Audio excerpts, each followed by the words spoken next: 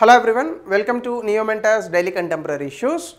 So, ee roju contemporary issues lo mother topic corruption perceptions index CPI gavukuni consumer price index అని అనుకున్నారు. corruption perceptions index అంటే ప్రపంచవ్యాప్తంగా ఏ దేశాల్లో ఎక్కువ అవినీతి ఉంది. ఆఫ్ కోర్స్ మీ అందరి బ్రెయిన్ లోకి వచ్చి ఉండొచ్చు భారతదేశంలో ఎక్కువ అవినీతి ఉందని కాదు. మనకన్నా ఇంకా చాలా అద్భుతమైన దేశాలు ఉన్నాయి అవినీతిలో పాగా వేసుకున్నటువంటి దేశాలు. సో ముఖ్యంగా 180 దేశాలకు ఈ యొక్క కరప్షన్కి సంబంధించి ర్యాంకింగ్లు ఇస్తారు. అయితే కరప్షన్ ఇక్కడ ఎక్కువగా పబ్లిక్ సెక్టర్ అంటే ప్రభుత్వ రంగంలో ఉన్నటువంటి అవినీతిని లెక్కేస్తారు. ఎవరికన్నా 100కి 100 మార్కులు వచ్చినాయంటే ఆ దేశం అస్సలు అవినీతి లేదని, 0 మార్కులు వచ్చినాయంటే చాలా విపరీతమైనటువంటి అవినీతి ఉందని. సో దీనికి సంబంధించి ఇప్పుడు కొన్ని అంశాలు మనకి ఎగ్జామినేషన్లో అడిగే అవకాశం ఉంది. సాధారణంగా కరప్షన్ అని అనగానే మనకి పేదరికము, ఉద్యోగ అవకాశాలు ఇలాంటి వాటి మీద ఆలోచిస్తాం. కానీ ఇప్పుడు ఒక కొత్త వ్యూ పాయింట్ ఒకటి వచ్చింది. ఏ విధంగా అవినీతి వాతావరణ మార్పులకు సంబంధించి మనం తీసుకునేటటువంటి యాక్షన్స్ మీద నెగిటివ్ ప్రభావం చూపిస్తుంది. అంటే వాతావరణ మార్పుల్ని తగ్గించడానికి మనం తీసుకునే యాక్షన్స్ మీద నెగిటివ్ ప్రభావం చూపిస్తుంది అనేది కూడా ఉంటుంది. సో దీనికి సంబంధించి ఈ కరప్షన్ అవినీతి యొక్క ప్రభావం క్లైమేట్ యాక్షన్ మీద ఏ విధంగా ఉంది అని కనుక మీరు చూస్తే పాలసీ హిండ్రన్స్ అంటే ప్రభుత్వం తీసుకునేటటువంటి విధానాలు త్వరితగతిన తీసుకోకుండా ఈ కరప్షన్ అనేటటువంటిది దాన్ని చెడగొడుతుంది. అలాగే వీకెన్స్ గవర్నెన్స్ అంటే పరిపాలనా వ్యవస్థను ఇది పూర్తిగా నీరు గార్చేటటువంటి అవకాశం ఉంది. దీనివల్ల ట్రాన్స్పరెన్సీ అలాగే ఎన్ఫోర్స్మెంట్ అంటే చట్టాలను కొనసాగించడం లేదా చట్టాలను పనిచేసేలా చేయడం లేట్ అవ్వచ్చు. మిస్యూజ్ ఆఫ్ క్లైమేట్ ఫండ్స్ అంటే ప్రభుత్వానికి లేదా దేశానికి ముఖ్యంగా భారత్ లాంటి అభివృద్ధి చెందుతున్నటువంటి దేశాలకు అభివృద్ధి చెందిన దేశాల నుండి ఎక్కువగా ఫండ్స్ వస్తాయి. అంటే ఈ వాతావరణ మార్పుల్ని అరికట్టేందుకు గాను కొన్ని నిధులు వస్తాయి. ఈ నిధుల్ని కొంతమంది దొబ్బేసేటటువంటి అవకాశం ఉంది ముఖ్యంగా అవినీతి ఎక్కువ ఉన్నటువంటి దేశాల్లో. ఏ దేశాల్లో అయితే అవినీతికి సంబంధించిన మార్కులు 50 కన్నా తక్కువ ఉంటాయో ఆ దేశాల్లో ఎక్కువగా ఈ డబ్బుల్ని కాజేసేటటువంటి అవకాశం ఉంది. తొందరపడద్దు, భారతదేశానికి 38 మార్కులే వచ్చాయి కాబట్టి మన దేశంలో కూడా అలాంటివి కాజేస్తూ ఉంటారు. అలాగే మార్జినలైజ్ వల్నరబుల్ పాపులేషన్స్ అంటే ఈ వాతావరణ మార్పుల వల్ల అధికంగా ప్రభావితం చెందేటటువంటి జనాభా ఒకటి ఉంటుంది. వాళ్ళు ఇంకా ఎక్కువ ఇబ్బందుల పాలవుతారు ఇలాంటి అవినీతి ఎక్కువగా ఉన్నటువంటి దేశాల్లో. అలాగే మల్టీలేటరలిజం అంటే సాధారణంగా మనకి ప్రపంచంలో కొన్ని దేశాలు మేమే రారాజుగా ఉండాలనేటటువంటి వ్యూ పాయింట్తో ఉంటారు. అమెరికా, రష్యా, చైనా ఇలాంటి వాళ్ళు. కానీ భారతదేశం ఎప్పుడు కూడా మల్టీలేటరలిజం అనే కాన్సెప్ట్ చెప్తుంది. అంటే ఏంటంటే ఏ దేశము ఎక్కువ కాదు, ఏ దేశము తక్కువ కాదు. కానీ ఎప్పుడైతే అవినీతి బాగా పెరిగిపోయిందో కొన్ని దేశాల్లో అలాంటి దేశాలు ఇలాంటి ఒక వ్యూ పాయింట్ని ప్రొజెక్ట్ చేయడంలో ఫెయిల్ అవుతాయి. అదే అండర్మైన్స్ మల్టీలేటరలిజం. సో ఇవన్నీ కూడా మనం ఇందులో భాగాలుగా చెప్పచ్చు. అలాగే దీంతోపాటు ఇంకా మిగతా అంశాలను కనుక మనం చూస్తే దాదాపుగా 50 స్కోరు తక్కువ ఉన్నటువంటి దేశాలు అంటే అత్యంత అవినీతి పాలైనటువంటి దేశాలు 85% ఉన్నాయి ప్రపంచవ్యాప్తంగా. అంటే 180 దేశాల్లో 85% దేశాలు అత్యంత అవినీతి ఉన్నటువంటి దేశాలే. కాబట్టి అవినీతి కేవలం భారతదేశంలో మాత్రమే కాదు, అలాగే అవినీతి ఒక్కటే సమస్య కాదు. మీరు ఎప్పుడైనా ఎగ్జామ్స్ రాసేటప్పుడు కరప్షన్ ఏదో పెద్ద భూతంగా చూపించేటటువంటి ప్రయత్నం చేయకండి. ఇది భారత్లోనే కాదు అన్ని దేశాల్లోనూ ఉంటుంది. అలాగే ఇండియా దాదాపుగా 38 స్కోర్ తెచ్చుకుంది, 1 పాయింట్ తగ్గిందంతే. ర్యాంక్ 96 అంటే 180 దేశాల్లో 96వ ర్యాంక్ వచ్చింది. అంటే 180 దేశాల్లో అవినీతిలో ఉన్నటువంటి దాంట్లో మనకన్నా కింద 95 దేశాలు మాత్రమే ఉన్నాయి, 96వ ర్యాంక్ వచ్చింది. లీస్ట్ కరప్షన్ అంటే అతి తక్కువ అవినీతి ఉన్నటువంటి దేశాలు ఆబ్వియస్గా ఎప్పుడు వీళ్ళే ఉంటారు. స్కాండినేవియన్ కంట్రీస్ అని అంటాం. డెన్మార్క్, ఫిన్లాండ్, స్వీడన్ అలాగే సింగపూర్. అత్యంత దారుణమైన అవినీతి ఉన్నటువంటి దేశాలు సౌత్ సూడాన్, సోమాలియా, వెనుజులా. ఈ దేశాల్లో అవినీతి చాలా విపరీతంగా ఉంది. అలాగే రికమెండేషన్స్ కనుక మీరు చూస్తే ఎలా మనం దీన్ని కౌంటర్ చేయాలి క్లైమేట్ యాక్షన్ వర్సెస్ కరప్షన్ అని చూస్తే ఇంటిగ్రిటీ ఇన్ క్లైమేట్ యాక్షన్స్ అంటే United nations convention against corruption అని ఒకటి ఉంది. అంటే ఐక్యరాజ్య సమితి ప్రతి దేశాలలోని ఏ విధంగా అవినీతిని తగ్గించాలనేటటువంటి దానికి ఒక ఒప్పందాన్ని తీసుకొచ్చింది. దీన్ని ప్రతి దేశము కూడా అవలంబించాలి. సో దీనివల్ల మనకి ఇంటిగ్రిటీ ఇన్ క్లైమేట్ యాక్షన్ అంటే వాతావరణ మార్పులకు సంబంధించి మనం ఖర్చు పెట్టేటటువంటి డబ్బు సక్రమంగా ఖర్చు పెట్టే అవకాశం పెరుగుతుంది. అలాగే స్ట్రాంగ్ ఇన్వెస్టిగేషన్స్ అండ్ ప్రొటెక్షన్స్ అంటే ముందు చట్టాలు అమలు అవ్వాలి. పోలీసు వ్యవస్థ అలాగే న్యాయ వ్యవస్థ వీళ్ళంతా కరెక్ట్గా ఉండాలి. సో యాంటీ కరప్షన్ బాడీస్ ముఖ్యంగా లోక్పాల్, లోక్ ఆయుక్త అలాగే కోర్టులు ఇవన్నీ చాలా పటిష్టంగా ఉండాలి. అలాగే షీల్డ్ క్లైమేట్ పాలసీ మేకింగ్ అంటే అన్డ్యూ ఇన్ఫ్లుయెన్స్ ఉంటుంది.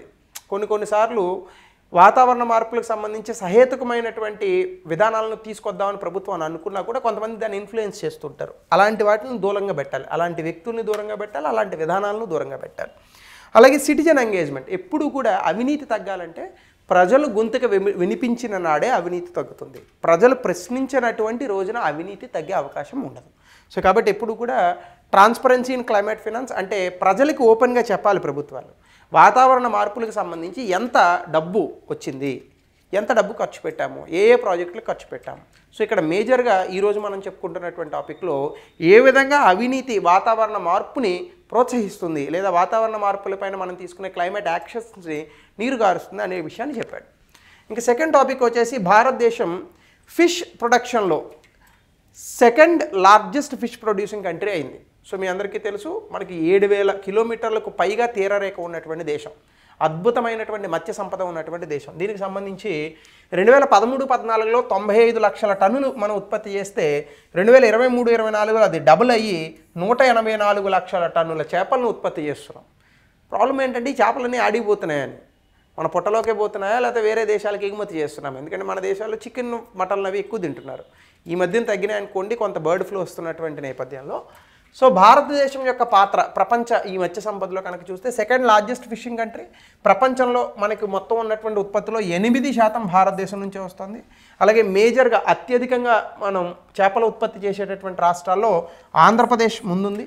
974 కిలోమీటర్ల తీరరేఖ కలిగినటువంటి రాష్ట్రం, రెండవ అతిపెద్ద తీరరేఖ కలిగినటువంటి రాష్ట్రం. మొదటి రాష్ట్రం గుజరాత్. బట్ గుజరాత్ ఎగుడు దిగుడుగా ఉంటుంది, కానీ ఆంధ్రప్రదేశ్ అలా కాదు. ఆంధ్రప్రదేశ్ స్ట్రైట్ లైన్లో ఉంటుంది. కాబట్టి నా దృష్టిలో ఇదే ఫస్ట్ అని చెప్పచ్చు. సో అలాగే దీంతోపాటు వెస్ట్ బెంగాల్ అండ్ కర్ణాటక. అలాగే ఇన్లాండ్ ఫిషరీస్ ఉన్నాయి.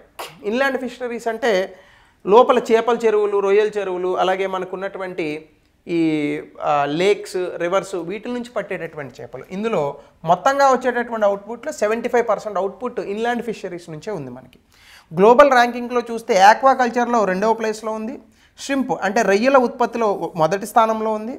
క్యాప్చర్ ఫిషరీస్ ప్రొడక్షన్ అంటే కొన్ని ప్రాంతాల్లో క్యాప్చర్ చేసి ఆ ఫిష్ని ప్రొడ్యూస్ చేసేటటువంటి ఇందులో 3వ స్థానంలో ఉంది. సో ఇవన్నీ మనకి ఎగ్జామినేషన్లో బిట్ల రూపంలో కానీ మెయిన్స్ ఆన్సర్లో కానీ అడిగేటటువంటి అవకాశాలు ఉన్నాయి. ముఖ్యంగా ఈ మత్స్య రంగంలో ఉన్నటువంటి సవాళ్ళు ఏంటి అని చూస్తే ఎన్వైర్మెంటల్ ప్రాబ్లం. ఇటీవల కాలంలో కార్బన్ ఎమిషన్స్ పెరుగుతున్నాయి, అలాగే నీళ్ళల్లో కాలుష్యం పెరుగుతోంది. ముఖ్యంగా ప్లాస్టిక్ పొల్యూషన్ చాలా వేగంగా పెరుగుతుంది. ఈ చేపలు ఇవన్నీ కూడా ప్లాస్టిక్ని తినేస్తున్నాయి, తర్వాత ఆ చేపను మనం తింటున్నాం. సో ఒక రకంగా ప్లాస్టిక్ని తింటున్నట్టుగా మనం భావించవచ్చు. సో ఈ రకంగా చాలా ఇబ్బందులు అనేటటువంటివి ఇందులో ఉన్నాయి. అలాగే ఎకనామిక్, ముఖ్యంగా స్మాల్ స్కేల్ ఫిషరీస్, వీటికి ట్రాన్స్పోర్టేషన్ ఖర్చులు చాలా అధికంగా ఉంటున్నాయి, అలాగే మార్కెటింగ్ ఖర్చులు చాలా అధికంగా ఉంటున్నాయి. ముఖ్యంగా ఈ మత్స్యకారులకి సంబంధించి కోల్డ్ స్టోరేజెస్ ఉండట్లేదు. కోల్డ్ స్టోరేజెస్ ఉంటే ఏమవుతుందంటే చాలా రోజుల పాటు వీటిని నిల్వ ఉంచి వాటిని అమ్మేటటువంటి ప్రయత్నం చేయొచ్చు. ప్రాసెసింగ్ ఇండస్ట్రీస్ని అది పెట్టట్లేదు. అలాగే మనకు సంబంధించి చాలా మౌలిక సదుపాయాల లోపం అనేటటువంటిది చాలా ఎక్కువగా ఉంది. మత్స్యకార రంగం మోర్ దెన్ 70 lakhs పాపులేషన్ని ఒక్కొక్క స్టేట్లోని అంటే ఒక రాష్ట్రంలోనే 70 లక్షల మంది ఈ యొక్క రంగం పైన ఆధారపడి జీవిస్తున్నారంటే అది ఎంత ఇంపార్టెంట్ సెక్టరో మనం అర్థం చేసుకోవచ్చు.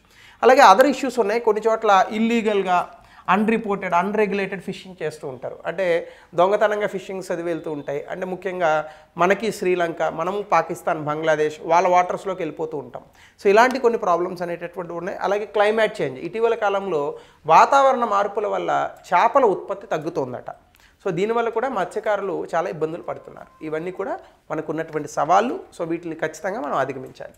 దీనికి సంబంధించి ప్రభుత్వం అనేక ప్రోగ్రామ్స్ తీసుకొచ్చింది. ప్రధానమంత్రి మత్స్య సంపద యోజన అని చెప్పేసి ఆక్వాకల్చర్ని పెంచడానికి, అలాగే ఫిషరీస్లో ఇన్ఫ్రాస్ట్రక్చర్ని తీసుకురావడానికి, అలాగే ముఖ్యంగా ఇందులో మళ్ళా మత్స్యకార సంపద యోజన కింద సబ్ సెక్టార్ స్కీమ్లో వాళ్ళకి కొంత ఆర్థిక భరోసా ఇచ్చేటటువంటి ప్రయత్నాలు కూడా చేస్తున్నారు. అలాగే బ్లూ రెవల్యూషన్ స్కీమ్ అని చెప్పేసి మెరైన్ అండ్ ఇన్లాండ్ ఫిషరీస్ అంటే సముద్రంలో మనం చేపలు పట్టేటటువంటిది, అలాగే విత్ ఇన్ ద కంట్రీ అంటే ఇన్లాండ్ ఈ రొయ్యల చెరువులు, చేపల చెరువులు, నదులు, సరస్సులు వీటిల్లో చేపలు పట్టేటటువంటి ఈ రంగాన్ని మనం ఇంప్రూవ్ చేయడానికి బ్లూ రెవల్యూషన్ కూడా తీసుకొచ్చాం. అలాగే ఇన్ఫ్రాస్ట్రక్చర్ డెవలప్మెంట్కి సంబంధించి ఒక నిధిని తీసుకొచ్చాం. దాని పేరు FIDF, fisheries and aquaculture infrastructure development fund. అంటే వాళ్ళకి సంబంధించినటువంటి మత్స్యకారులకు సంబంధించినటువంటి మౌలిక సదుపాయాల అభివృద్ధి ఇందులో ఉంటుంది డిఫరెంట్ ప్రాజెక్ట్స్ ద్వారా. అలాగే నేషనల్ మెరైన్ ఫిషరీస్ పాలసీ అని 2017వ సంవత్సరంలో మత్స్యకార రంగానికి సంబంధించి ప్రభుత్వం ఒక విధానాన్ని తీసుకొచ్చింది. ఇక్కడ conservation and sustainable management of marine fishes అంటే ముఖ్యంగా ఈ చేపలు పట్టడం అనేటటువంటిది మనం చాలా సుస్థిరంగా చేయాలి. చేపలు దొరుకుతున్నాయి కదా అని చెప్పేసి అన్ని చేపల్ని పట్టేసాం అనుకోండి, రేపొద్దున మళ్ళీ అది ఉత్పత్తి చేయొద్దు. కాబట్టి చిన్న చిన్న చేపలు దొరికినప్పుడు వాటిని మళ్ళీ సముద్రంలో వదిలేసేయాలి. దానివల్ల అవి ఇంకా ఎక్కువ గుడ్లు పెడతాయి, మళ్ళీ కొత్తగా చేపలు జనరేట్ అవుతాయి. అలా సముద్రంలో ఉన్నటువంటి ఈ మత్స్య సంపద కోల్పోకుండా సుస్థిరంగా ఉండేటట్టుగా మనం జాగ్రత్తలు తీసుకోవాలి. సో దానికోసం ఈ కొత్త పాలసీని కూడా ప్రభుత్వం 2017లో తీసుకొచ్చింది. అలాగే థర్డ్ కాన్సెప్ట్ వచ్చేసి ministry of housing and urban affairs ఒక కొత్త ప్రోగ్రామ్ మన దేశంలో మన కల్చర్, మనకున్నటువంటి సాంప్రదాయాలు, సంస్కృతి వీటిని ప్రతిబింబించేటటువంటి విధంగా ఒక ప్రోగ్రామ్ని తీసుకొచ్చింది. దానికి ఒక పర్టిక్యులర్ నేమ్ కూడా ఉంది, culinary crafts and clicks moods and magic. చాలాసార్లు మీరు చూడండి, మనం దేని గురించి అయినా చెప్పేదానికన్నా దానికి సంబంధించిన ఫోటో చూపిస్తే జనాలకు బాగా అర్థమవుతుంది. ఒక తల్లి బిడ్డల మధ్య ప్రేమ లేదా తండ్రి కొడుకుల మధ్య ప్రేమ వీటిని కూడా మనం ఫోటోల రూపంలో క్యాప్చర్ చేస్తే మనలో ఉన్నటువంటి హావభావాలు చాలా అద్భుతంగా వచ్చే అవకాశం ఉంటుంది. సో ఇదే ప్రయత్నం చేస్తుంది భారత ప్రభుత్వం కూడా. Ministry of housing and urban affairs my గవర్నమెంట్తో కలిసి ఒక ప్రోగ్రామ్ని తీసుకొస్తున్నారు. అదేంటంటే భారతదేశంలో ఉన్నటువంటి సాంస్కృతిక సాంప్రదాయాల మనకున్నటువంటి ఈ సంపద ఏదైతే ఉందో దీన్ని మనం తినేటటువంటి తిండి ద్వారా, సాంప్రదాయంగా మనకు వచ్చేటటువంటి చేతి వృత్తుల ద్వారా, అలాగే ఫోటోగ్రఫీ ద్వారా వీటిని చూపించాలి. సో భారతదేశంలో ఉన్నటువంటి మన సాంప్రదాయ అలవాట్లను ఫుడ్ ద్వారా చూపించవచ్చు. ఇస్తరాకు వేసి అన్నం పెట్టడం, అరిటాకు వేసి అన్నం పెట్టడం మర్చిపోయాం మనం. చాలా రోజుల పాటు ఇవే చేసేవాళ్ళం. భోజనాల్లో అరిటాకులు వేయడం చాలా గుర్తుంది నాకు, నా చిన్నప్పుడు 1995 ఆ టైంలో ప్రతిరోజు ఎక్కడన్నా భోజనాలు జరిగితే, ప్రతిరోజు కాదు ఎక్కడన్నా పెళ్ళిళ్ళు ఇలాంటి వాటిలో జరిగితే కేవలం ఇస్తరాకులు అరిటాకులే వేసేవాళ్ళు. ఇప్పుడు మొత్తం ప్లాస్టిక్. నిలబడి ఎవడి చేతిలో ఒక చెప్పిస్తారు మనకి వెళ్ళగానే, దానికి బఫే అని ఒక పేరు పెడతారు. ఈ చిప్పలో జైల్లో ఖైదీ వేసుకున్నట్టు ఒకచోట అన్నం, కూర, పప్పు, సాంబార్, ఈ పక్కనే స్వీట్స్, మొత్తం పళ్ళు అంతా చాలా చండాలంగా కుప్పతోటిలాగా చేసేసుకొని వాటర్ ఎక్కడ పెట్టుకోవాలో తెలియదు. మళ్ళీ ఆ వాటర్ తెచ్చుకుని ఒకటి జేబులో పెట్టుకుంటాడు, లేదా వాటర్ బాటిల్ ఉంటుంది దాని బ్యాక్ పాకెట్లో పెట్టుకుంటాడు. ఇంకా తెలివైన వాళ్ళు ఉంటారు, వాళ్ళు ఈ ఎక్కడో ఇంత ఇరుకుగా ఉన్నటువంటి ప్లేట్లో పక్కన ఎక్కడో పెట్టుకుంటాం. సో ముందన్నీ తినేసి చివరిలో ఏమైనా వదిలేయాలని ఉంటే వదిలేసి మళ్ళీ పెరుగు కోసం మళ్ళీ లైన్లో వెళ్ళి కొట్టేసుకొని గుళ్ళో ప్రసాదాల కోసం కొట్టుకుంటారే నాకు నాకు నాకని. సో అలా తీసుకొచ్చేసాం. ఒకప్పుడు మన సాంప్రదాయం ఇది కాదు. నీట్గా అందరినీ కూర్చోబెట్టి, అందుకే పంక్తి అనేవాళ్ళు చాలామంది. బంతి బంతి అంటారు, బంతి కాదు దాని పేరు పంక్తి. సో పంక్తి అంటే వరుస క్రమంలో కూర్చోబెట్టి వాళ్ళకి నీట్గా ముందు అరిటాకులు వేసి, ముందు నీళ్ళు ఇచ్చి, అరిటాకులు ఎవరిది వాళ్ళు కడుక్కొని, దానికి ఆచమనం ఏదైనా ఉంటే అది చేసుకుని, సో దాని తర్వాత ఒక్కొక్క ఐటెం వేసి, ఒక ఐటెం తిన్న తర్వాత ఇంకొక ఐటెం వస్తుంది. అంతేగాని అఫ్కోర్స్ తిండిని అలా అనడం తప్పే, క్షమించాలి. బట్ మనం మన ట్రెడిషన్స్ని ఎలా కోల్పోతున్నామని చెప్పేటటువంటి ప్రయత్నమే తప్ప ఇప్పుడు చేసేటటువంటి వీటిపైన నా వ్యతిరేకత కాదు. అది మీరు అర్థం చేసుకోవాలి. నేను కూడా ఇదే బఫే సిస్టమ్ పెట్టిన వాడినే, because there is no option. So గతంలో మనకు ఉన్నట్టు అరిటాకులు తెచ్చేవాళ్ళు లేడు, అరిటాకులు వడ్డించేవాళ్ళు లేడు. మళ్ళీ మనం ఒక కాంట్రాక్టర్ని తెచ్చుకోవాలి, వాడేదో ఒక 10 మందిని పంపిస్తాడు, వాడు ఏ కూర వేస్తున్నాడో తెలియదు, వేసుకుంటూ పోతూ ఉంటాడు. సో ఒకప్పుడు అడిగి వేసేవాళ్ళు. అంటే భోజనం పెట్టడం అనేటటువంటి సంస్కృతి మన రాష్ట్రంలో, అలాగే మన దేశంలో, ముఖ్యంగా తెలుగు వాళ్ళలో, తెలంగాణ, ఆంధ్రప్రదేశ్లో భోజనం పెట్టడం అనేటటువంటి సంస్కృతి చాలా ఆనందంతో పెట్టేవాళ్ళు. ఎట్లా పెళ్ళికి వచ్చినటువంటి వ్యక్తులు, లేదా బారసాలకు వచ్చినటువంటి వ్యక్తులు, పుట్టినరోజులకు వచ్చినటువంటి వ్యక్తులు ఈ భోజనాన్ని కడుపు నిండా తిని ఆ వధూవరులని లేదా చిన్నపిల్లల్ని ఆశీర్వదించి వాళ్ళ ఆశీర్వాదం కోసం భోజనాలు పెట్టేవాళ్ళు. ఇప్పుడు ఆడంబరాల కోసం పెడుతున్నాం భోజనాలు. సో ఖచ్చితంగా మన తాలూకా సంస్కృతి కోల్పోవడానికి ఇలాంటివి చిన్న చిన్న ఉదాహరణలుగా మనం చూడొచ్చు. సో అలా కాకుండా మనకున్నటువంటి ఆ సంస్కృతి సాంప్రదాయాలను తిరిగి తీసుకొచ్చి, దీనివల్ల ఏం మోడర్నిటీ ఏం కోల్పోం, మనకున్నటువంటి నవజీవన సమాజం ఏం దెబ్బతిన్నదు దీనివల్ల. సో కాబట్టి ఇలాంటివి తీసుకొచ్చి దీంతో మనం ఈ particular food, traditional crafts and ఫోటోగ్రఫీతో ఈ మూడ్స్ అండ్ మ్యాజిక్ ఫోటోగ్రఫీ లాంటి కొన్ని కంటెస్ట్లను కూడా ప్రభుత్వం తీసుకొస్తుంది. సో ముఖ్యంగా కర్తవ్యపథ్, అమృత్ ఉద్యాన్ ఇలాంటి లొకేషన్స్లో వీటిని చేస్తున్నారు. ఇక్కడ ఏం చేస్తున్నారంటే పబ్లిక్ ప్లేసెస్లో కొన్ని కల్చరల్ మూమెంట్స్ ఉంటాయి మనకి. చూడండి, మీరు ఢిల్లీ లాంటి ప్రాంతాలు లేదా ఆదిలాబాద్ లాంటి ప్రాంతాలు వెళ్ళారనుకోండి, బాగా చలికాలంలో మంట వేసుకుంటారు గడ్డి పెట్టి. ఇది కూడా మన కల్చరే, ప్రపంచ దేశాల్లో ఎక్కడ అలా ఉండదు. సో ఇలాంటి కొన్ని కల్చరల్ మూడ్స్ని క్యాప్చర్ చేస్తే మనం బెటర్గా మన దేశాన్ని అలాగే మనకు ఉన్నటువంటి సొసైటీని ప్రొజెక్ట్ చేసుకోవచ్చు. నెక్స్ట్ తరం ఎలా తెలుసుకుంటుంది? లేదండి అంటే నెక్స్ట్ తరం అలాగే అనుకుంటారు. అమెరికాలో 80% of the kids chocolate milk ఎలా వస్తుందని అనుకుంటారు తెలుసా? గేది చాక్లెట్ మిల్క్ ఇస్తుందని అనుకుంటారట. నల్ల గేదెలు ఉంటాయి కదా, నల్ల గేదెలు నల్ల ఆవులు ఉంటాయి కదా, వాటిని పితికితే చాక్లెట్ మిల్క్ వస్తుందని అనుకుంటారంట. అరే రాయన, నల్ల గేదైనా తెల్ల గేదైనా ఏ గేదైనా ఏ ఆవైనా ఇచ్చేది తెల్లపాలే, అది తెలియదు వాళ్ళకి. సో రేపు మన సమాజం కూడా ఇలాగ అయిపోయింది అనుకోండి, ఏంటి పరిస్థితి? So I took the time, me time కొంచెం ఎక్కువ తీసుకున్నాను. సో ఇది మీకు ఇవ్వాలనేటటువంటి వివరణ మాత్రమే. సో ఇందులో కొన్ని థీమ్స్ చేశారు. ఏంటంటే ఫ్యామిలీస్ ఎంజాయింగ్ గార్డెన్స్, అలాగే చిల్డ్రన్ నేచర్ని ఎక్స్ప్లోర్ చేయడం, లోకల్ ఆర్టిజన్స్ క్రాఫ్ట్మెన్షిప్ని చూపించడం. అంటే ఎవరైనా అందులో ఈ పనిముట్లు చేసేటటువంటి వాళ్ళు కానీ, వడ్రంగులు కానీ, లేదా చేనేత వస్త్రాలు తయారు చేసేటటువంటి వ్యక్తులు కానీ, బంగారం చేసేటటువంటి వ్యక్తులు కానీ, anyone, gold Smith, iron Smith, anyone. అలాగే ఫెస్టివల్ యాంబియన్స్ని క్రియేట్ చేయడం కానీ, ఇలాంటి ఫోటోగ్రఫీస్ని సెలెక్ట్ చేసి మన కర్తవ్యపథ్ ఉంది కదా, January 26 అప్పుడు చేస్తారు, మార్చ్లో, అక్కడ అఫీషియల్ ప్లాట్ఫామ్స్లోని ఈ ఫోటోలు ఉంచుతారు. దీనికి కొన్ని ప్రైజులు కూడా ఇస్తారు, ఆ ప్రైజుల తాలూకా వివరాలు. అలాగే స్పాట్లైట్ అవార్డ్స్ అని 5,000 రూపాయలు కొన్ని కేటగిరీస్కి ఇస్తున్నారు. Best candid moment, most vibrant mood, cultural engagement పేర్లతో కొన్ని అవార్డులను కూడా ప్రకటిస్తున్నారు. అలాగే కొన్ని పాస్ట్ ఇనిషియేటివ్స్ కూడా ఉన్నాయి మనకి ఇలాంటి కల్చరల్ ఎంగేజ్మెంట్ని అర్బన్ స్పేసెస్లో చేయడానికి.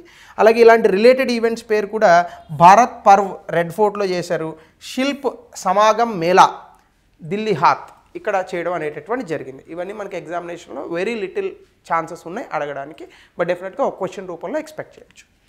అలాగే దీనివల్ల మనకి ఏమవుతుందంటే కమ్యూనిటీ ఇంటరాక్షన్ అనేది పెరుగుతుంది, మన తాలూకా సాంప్రదాయాల మీద గౌరవం అనేటటువంటిది పెరుగుతుంది. అలాగే ఆర్టిజన్స్ని, ఇప్పుడున్నటువంటి కళాకారులు ఎవరైతే ఉంటారో అలా డిఫరెంట్ కళలు తెలిసినటువంటి వ్యక్తులు, ఫోటోగ్రాఫర్స్ని, ఫుడ్ ఎంతూజియాస్ని, వీళ్ళందరినీ మనం ఎంకరేజ్ చేసినట్టు, సపోర్ట్ చేసినట్టు అవుతుంది. సో ఆ రకంగా మనం ఈ టాపిక్ని చూడొచ్చు. ఇంకా 4th టాపిక్ వచ్చేసి న్యూక్లియర్ డ్యామేజెస్ యాక్ట్. సో మీ అందరికీ తెలుసు విద్యుత్ ఉత్పత్తి చాలా రకాలుగా చేయొచ్చు. అందులో ఒక పద్ధతి ఎన్వైర్న్మెంట్ ఫ్రెండ్లీ, ఈ న్యూక్లియర్ ఫ్యూయల్ నుంచి మనం విద్యుత్ ఉత్పత్తి చేసేటటువంటి ఒకటి అంటే అటామిక్ ఎనర్జీ అని అంటాం. యురేనియం, ప్లూటోనియం లాంటి వాటితో రియాక్టర్స్ని తీసుకొచ్చి దాని నుంచి విద్యుత్ ఉత్పత్తి చేయొచ్చు. కానీ కొన్నిసార్లు అది ప్రమాదకరంగా పేలేటటువంటి అవకాశం ఉంటుంది. దానివల్ల చాలామంది వ్యక్తులు చనిపోయేటటువంటి అవకాశం కూడా ఉంది. సో ఈ సివిల్ న్యూక్లియర్ డ్యామేజెస్కి సంబంధించి ఒక చట్టం ఉంది. ఇందులో మనకి సివిల్ లైబిలిటీ గురించి చాలా రోజుల నుంచి గొడవలు జరుగుతున్నాయి. కుదానుకులం ప్రాజెక్ట్ తమిళనాడులో పెట్టిన దగ్గర నుంచి. సో దీనికి సంబంధించి న్యూస్లో వచ్చింది. గవర్నమెంట్ ఇప్పుడు ఈ చట్టానికి కొన్ని మార్పులు చేద్దామని అనుకుంటోంది. ముఖ్యంగా ఏంటంటే అమెరికన్ అండ్ ఫ్రెంచ్ కంపెనీలు మన దేశంలో న్యూక్లియర్ కంపెనీస్ పెట్టడానికి కొన్ని అడ్డంకులు వస్తున్నాయి.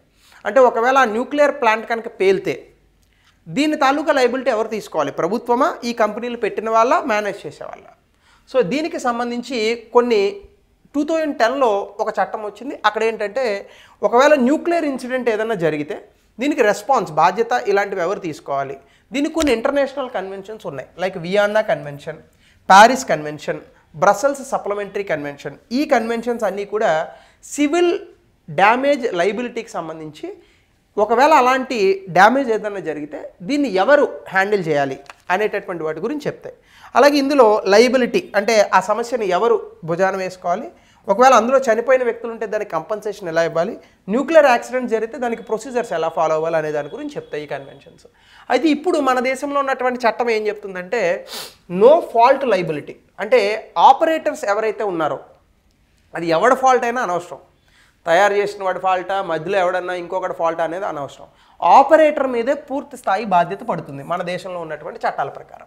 అలాగే ఆపరేటర్స్ లైబిలిటీ లిమిట్ కూడా ఎక్కడి వరకు ఉంటుంది? 1,500 కోట్ల వరకు లిమిట్ ఉంటుంది. ఇదంతా ఇన్సూరెన్స్లో కవర్ చేస్తారు. సో ఆ డబ్బుల్ని దీనివల్ల చనిపోయినటువంటి వ్యక్తులకి, క్షతగాత్రులైనటువంటి వ్యక్తులకి ఆ డబ్బుల్ని ఖర్చు పెడతారు. ప్రభుత్వం తాలూకా రోల్ ఏంటి? ఒకవేళ జరిగినటువంటి డ్యామేజ్ 1,500 కోట్ల కన్నా ఎక్కువ ఉందనుకోండి, ప్రభుత్వం అప్పుడు 2,100 నుంచి 2,300 కోట్ల వరకు కూడా ప్రభుత్వం ఈ యొక్క లైబిలిటీని హ్యాండిల్ చేస్తుంది. ఇది రెండవది. అలాగే reporting time line, atomic energy regulatory body ఇలాంటి ఇన్సిడెంట్స్ ఏమైనా జరిగితే 15 రోజుల్లో వాటిని రిపోర్ట్ చేయాల్సి ఉంటుంది ఈ చట్టం ప్రకారం. అలాగే కంపెన్సేషన్ మెకానిజం. న్యూక్లియర్ డ్యామేజ్ ఎప్పుడైనా జరిగితే, అంటే ఏదైనా ఒక న్యూక్లియర్ ప్లాంట్ వల్ల ఏదైనా ఒక డ్యామేజ్ కనుక జరిగితే, nuclear damage claims commission is established to handle claims and disputes. So ఈ కమిషన్ ఏదైతే ఉందో ఆ డిస్ప్యూట్స్ అన్నింటినీ ఈ కమిషనే హ్యాండిల్ చేస్తుంది. అలాగే ఈ అమెండ్మెంట్స్ మన దేశంలో న్యూక్లియర్ ప్రాజెక్ట్స్ని, లైబిలిటీ కన్సర్న్స్ని ఇంకా అద్భుతంగా పెంచేటటువంటి విధంగా ఉన్నాయి. ఇప్పుడు ఇవి చేయబోయేటటువంటి అమెండ్మెంట్స్, అంటే గతంలో ఉన్న 2010 చట్టానికి ఇవి చేయబోయేటటువంటి అమెండ్మెంట్స్గా ప్రభుత్వం చెప్తోంది. ఇంకా last topic for today, devolution index. Panchayati Raj ministry ఏ రాష్ట్రాలలో అధికారాలు పూర్తి స్థాయిలో డివల్యూషన్ జరిగాయి అంటే చాలాసార్లు మనం చెప్తుంటాం చూడండి, పరిపాలన వికేంద్రీకరణ అని అంటుంటారు. చాలా హాస్యాస్పదంగా ఉంటుంది రాజకీయ నాయకులు చెప్తుంటే. వాళ్ళందరికీ నిజంగా పరిపాలన వికేంద్రీకరణ అంటే ఏంటో తెలియదు.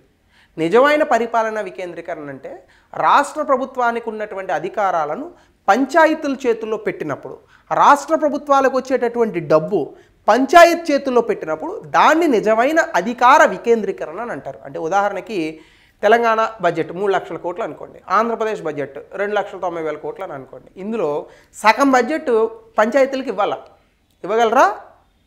వాళ్ళ దగ్గర ఉన్న పైసలు కూడా వీళ్ళే లాక్కొని సంక్షేమ పథకాలు ఇస్తారు మన వాళ్ళు. సో అది వికేంద్రీకరణ అవ్వదు. సో దీని గురించి చెప్పే ఇండెక్స్ పేరే ఈ యొక్క devolution index. So ministry of Panchayati Raj ఈ డివల్యూషన్ ఇండెక్స్ రిపోర్ట్ని 13 ఫిబ్రవరి 2025 రిలీజ్ చేస్తోంది.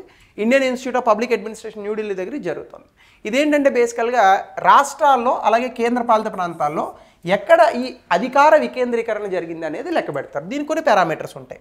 ఫ్రేమ్వర్క్, విధులు, finances, functionaries, capacity building, accountability of panchayats, ఇలాంటి కొన్ని డైమెన్షన్స్ని తీసుకొని ఈ ర్యాంకింగ్లను ఇస్తారు. అలాగే 243G ఇండియన్ కాన్స్టిట్యూషన్ ఆర్టికల్లో స్టేట్ లెజిస్లేచర్స్ అంటే రాష్ట్ర శాసనసభలు పంచాయత్లకు తమ యొక్క అధికారాలను ఇవ్వాలి అని ఉంది. ఒక్క రాష్ట్రం ఆచరించదు ఇది, కానీ మాటలు ఉంటాయి, అసలు కోటలు దాటుతాయి. రాష్ట్రాన్ని అద్భుతమైనటువంటి రాష్ట్రంగా చేస్తారు. ఏం చేస్తారు? నా తలకాయ చేస్తారు.